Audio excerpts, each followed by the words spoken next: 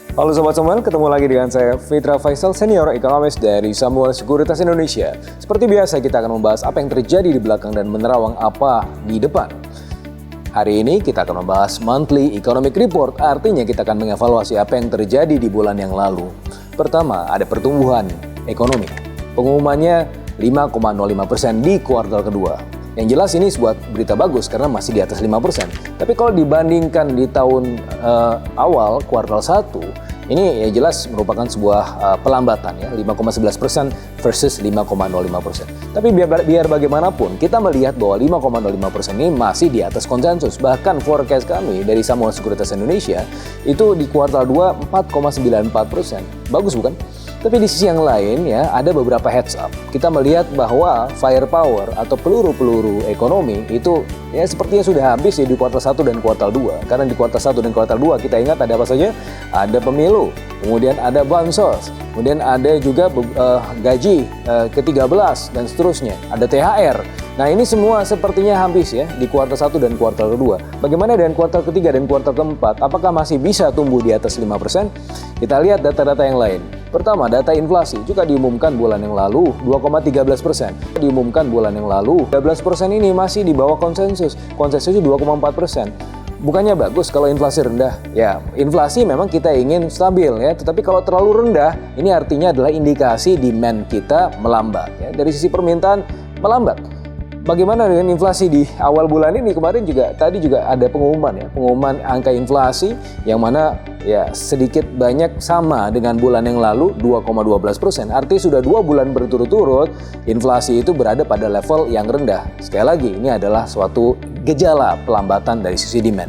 Bagaimana dari sisi supply? Kita bisa melihat juga di Purchasing Manager Index in Manufacturing di bulan yang lalu itu anjlok ke 49,3. Artinya apa? Kalau sudah di bawah 50, artinya ini industri kita berada pada masa kontraksi.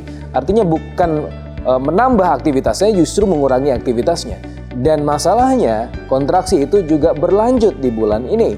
Bahwa pengumuman yang terakhir, Purchasing Manager Index in Manufacturing, ya sudah 2 bulan berturut-turut anjlok dari bulan yang lalu 49,3, kemudian baru diumumkan di awal bulan ini 48,9. 2 bulan berturut-turut terkontraksi. Berarti kita bisa melihat dari sisi supply dan juga dari sisi demand, ekonomi kita mengalami pelambatan. Nah, makanya kita juga melihat ada beberapa pengumuman terakhir terkait dengan kondisi middle class yang justru bocor dari sebelumnya. Di tahun 2019 middle class kita jumlahnya adalah 57 juta, mohon maaf.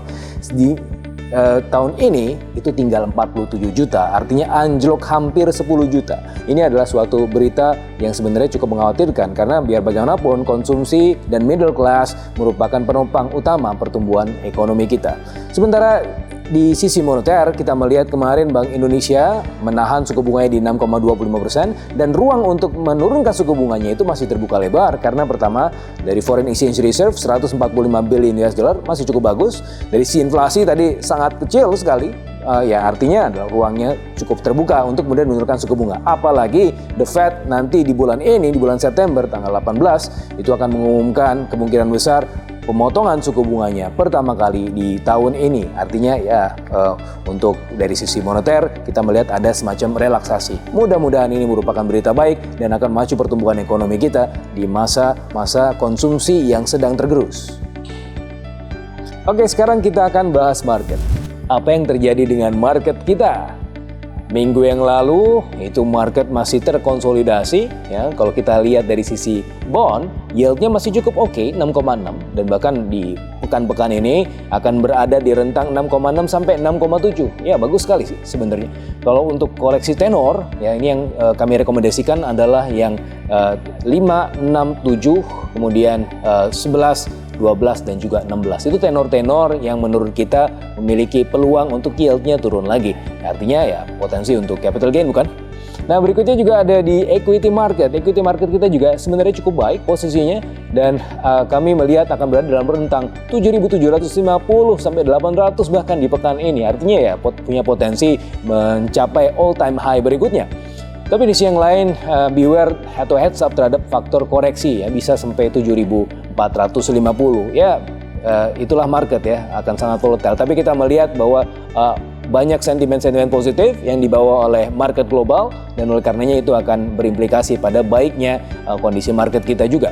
Nah, IDX Finance, IDX Property, IDX Transportation dan juga IDX Cyclical itu masih layak untuk dikoleksi. Dan kalau kita ngelihat dari sisi equity dan bond yield correlation, ini masih mengindikasikan adanya growth over stability, bahwa di pasar US ini kurvanya mengindikasikan bahwa sekarang sudah mulai memacu inflow ke pasar equity.